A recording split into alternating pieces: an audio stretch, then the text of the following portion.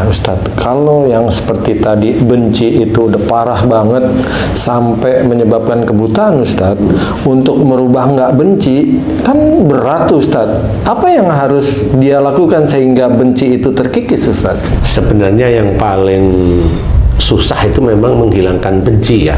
Karena apa? Taunya menurut dia sholat itu sudah paling terbaik. Sholat itu baik, tetapi kita juga harus mengerjakan yang lain, ya, ibadah-ibadah yang sunnah yang lain yang ada apa namanya budi pekerti itu bukan akhlak yang baik. Ya, akhlak yang baik itu harus kita kerjakan sama. Akhlak yang baik itu gimana? Jangan suuzon, jangan merasa pandai, jangan merasa pintar, jangan menggurui, jangan hanya memberi nasihat tok, kan gitu. Ini kan akhlak-akhlak yang memang harus kita kerjakan. Kemudian jangan memotong pembicaraan orang, kan gitu. Banyak jangan, nah, itu akhlak yang memang harus kita kerjakan. Nah, kalau yang namanya sudah benci, nanti kan dia habis suami saya itu dulu pernah selingkuh, tapi ini katanya dia sudah enggak, tapi WA-nya masih lah, kan nggak ngerti saya. Jadi akhirnya suami istri besok ketemunya ya dua-duanya di neraka, karena saling benci sudah. Suaminya benci karena minta maaf, nggak dimaafin kan gitu. Nah di titik inilah harus belajar. Ya sudahlah. Maksudnya sudah hentikan, sekarang diganti dengan memahami syariat Islam, kan gitu. Kalau kamu masih suami istri, ya cobalah maafkan.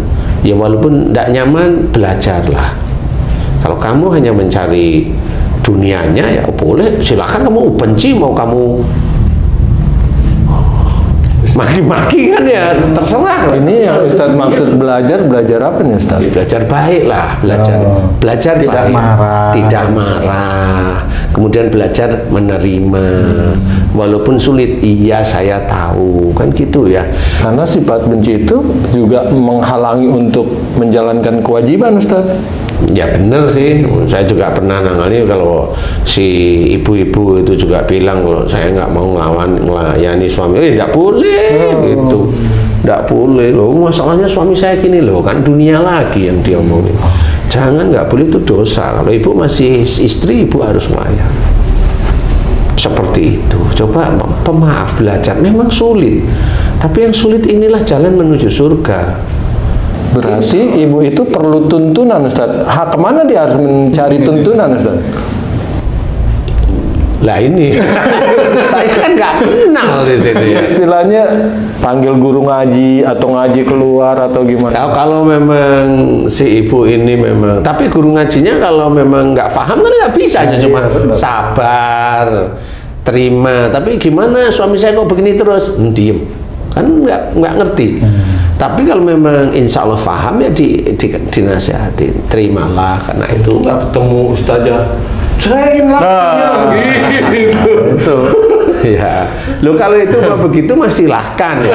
Maksud saya itu kalau istri memang merasa terzolimi, ya monggo silahkan, kan gitu. Jadi kalau saya sebagai pendakwah, memang dilarang kita itu pendakwah itu memisahkan suami istri, dilarang kita seperti itu. Tapi yang namanya kita dakwah tidak boleh memisahkan. Tapi yang namanya orang bertanya silahkan, kan begitu.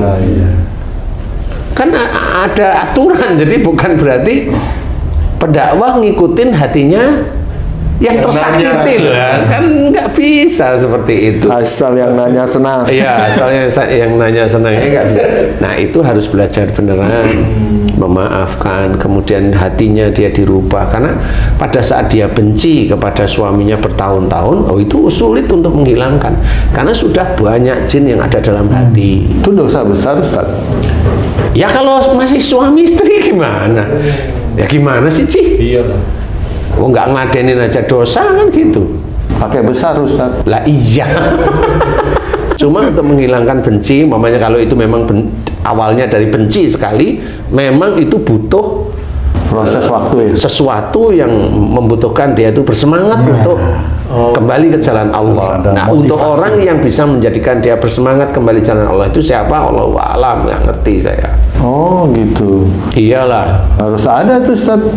Ya, jangan bilang harus ada, ya belajar, belajar mencari, belajar mendengarkan kajian yang mana kira-kira yang pas kan gitu, Ci. Kan bukan harus ada, karena harus ada itu nanti kayak Tuhan aja nanti.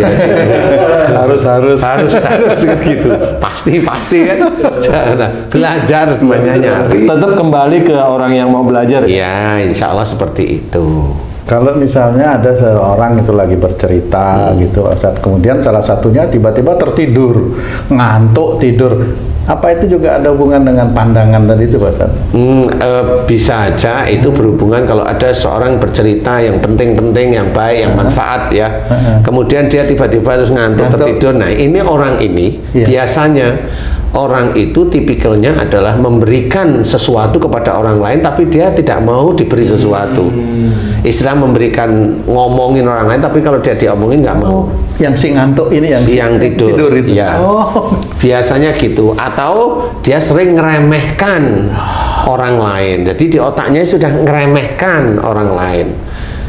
Merendahkan, walaupun merendahkan nggak terlalu kuat ya, tapi dia sudah merendahkan kepandaian orang lain. Nah, tidur nanti. Kalau ada orang ngomong kajian ini atau mau di Jumatan itu sering ada. malah nyari tembok belakang atau lagi ceramah rock gitu itu ada pandangan, Pak Ustaz. sama Ji ya, sama. Intinya nanti kalau ketemu kalau udah tahu dan mau dinasihatin senyum kok. Iya ya, aku memang bener. Tapi semakin orang itu berubah untuk benar tapi semakin ngantuk gitu.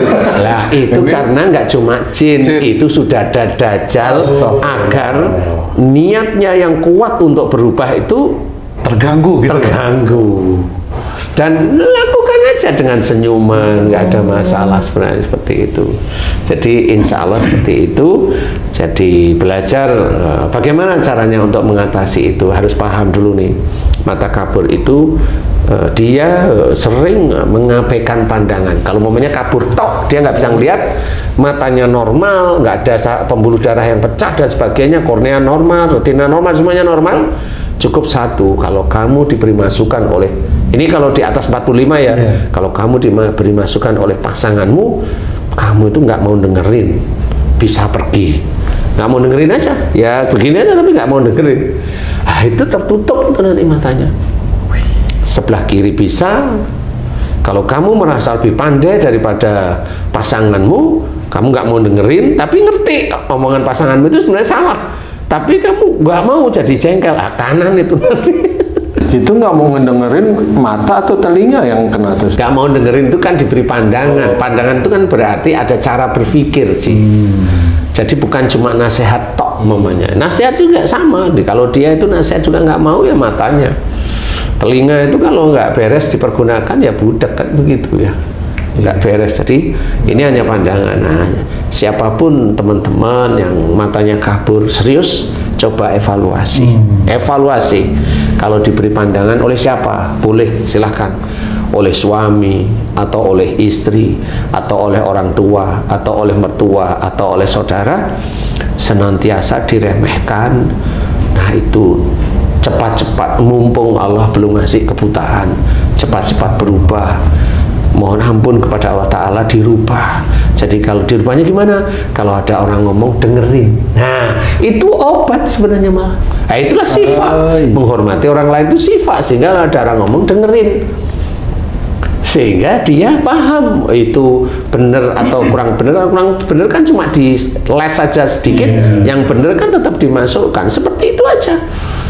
Jangan kebiahuyah kalau dia kurang benar sekali, 2 kali, benernya itu banyak, wah dia jelek, kan nggak boleh seperti itu. Kalau dia diberikan pandangan misalnya sama gurunya yang dianggap guru yang baik, yang bisa menjelaskan kebaikan, terus dia tolak, itu bisa kabur juga. Insya Allah, insya Allah. Iya, insya Allah beneran itu, nggak main-main. Cuma cara Allah memberikan kaburnya itu nanti macam-macam. Dilihat nih. Kalau penyebabnya, penyebabnya, enggak, penyebabnya kan udah tahu nih, udah tahu nih. Nanti mau diletakkan di mana nih kaburnya nih? Nah, kalau diletakkan saat ini dekat ini, berarti orang ini mau dia berubah beneran. Tapi kalau Allah melihat orang ini nggak bisa berubah, nanti. Astagfirullah. Nanti, pada saat dia tuanya nanti baru dibikin nggak lihat beneran. Seperti itu. Malah nanti. Nah dia nggak bisa berubah ya nanti. Akhirnya dari buta itu kan uring-uringan terus, nggak cocok dia. Wong nggak bisa berubah. Nanti biasanya begitu. Insya Allah harus koreksi, kemudian mau berubah, kemudian mohon ampun, minta maaf sama orang yang sering kita tolaki terus-menerus masukan, nasihat, pandangannya, minta maaf terus-menerus setiap harinya. Mohon ampun kepada Allah Ta'ala. Berdoa kalau diberi kesembuhan oleh Allah Ta'ala, mudah-mudahan bisa meningkatkan iman dan ketakwaan kita kepada Allah. Itu kuncinya. Jadi jangan hanya cuma minta sembuhnya tok. Mohon bisa meningkatkan iman kita dan ketakwaan kita kepada Allah. Nah, mudah-mudahan nanti kalau paham, mudah-mudahan Allah membuka lagi matanya yang dulunya kabur. Insya Allah mudah-mudahan bisa mulai melihat seperti itu. Insya Allah, wallahu a'lam. Alhamdulillah, terima kasih banyak Pak Ustadz penjelasannya. Sahabat beriman dimanapun berada, sudah sangat detail itu penjelasan dari guru kita. Mudah-mudahan Allah memudahkan kita untuk bisa mengaplikasikan apa yang disampaikan oleh guru kita pada tayangan kali ini. Sampai jumpa di video kami yang lain. Wassalamualaikum warahmatullahi wabarakatuh. Waalaikumsalam warahmatullahi wabarakatuh.